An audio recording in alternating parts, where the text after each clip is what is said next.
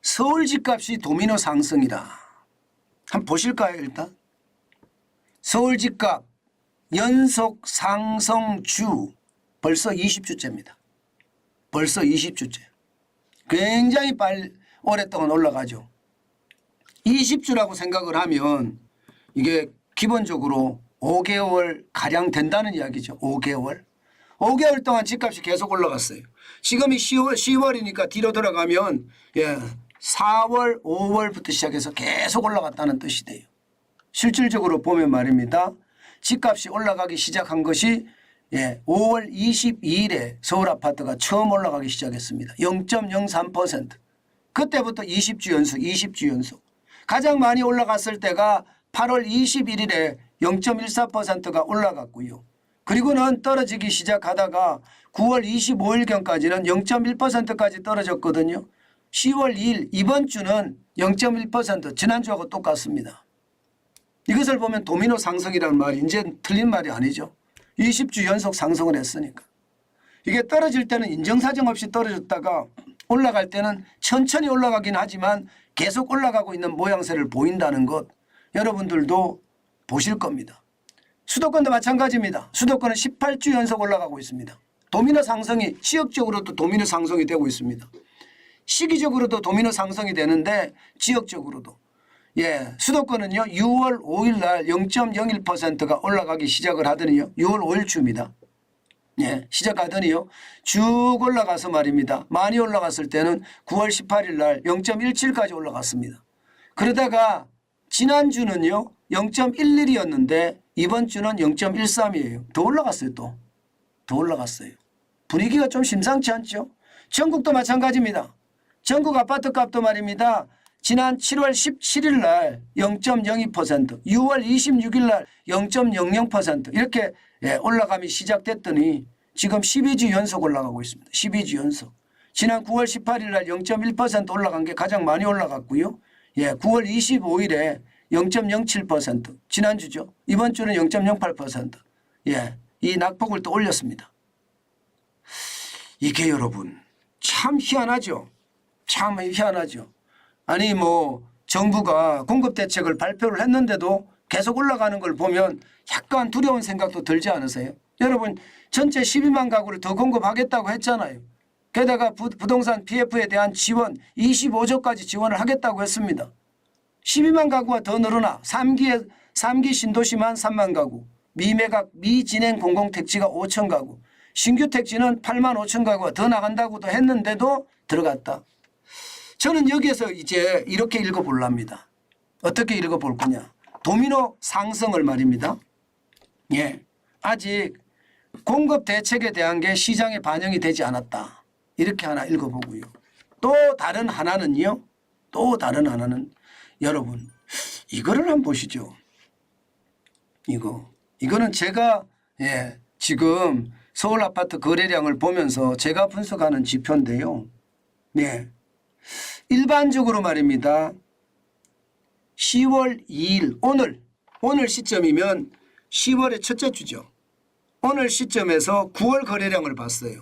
9월 거래량을 보니까 2251가구가 거래가 됐습니다. 무슨 얘기냐. 오늘 시점 10월 2일의 시점에서 보니까 9월의 거래량이 2251가구더라. 이렇게 봤습니다. 자, 이것을 말입니다. 9월도 첫째 주, 8월도 첫째 주, 7월도 첫째 주로 쭉 옮겨봤어요.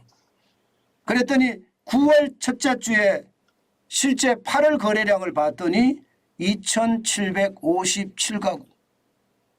그리고 말입니다. 8월 첫째 주에 7월 거래량을 봤더니 2694가구. 그리고 7월 3일 7월 첫째 주에 6월 거래량을 봤더니 2701가구입니다. 그런데 전체적으로 보면 9월 거래량이 마이너스 18.4%로 떨어지죠. 지난주는 이게 말입니다. 마이너스 30%가 넘게 떨어졌습니다. 이번에는 거래량이 18.4%가 떨어지고 있어요. 이것은 무엇을 의미할까요? 이것은 말입니다. 쉽게 말하면 추석 명절이 길었기 때문에 이게 거래가 덜 됐다고 읽어야 될까요? 일단 그렇게 읽을 수도 있습니다.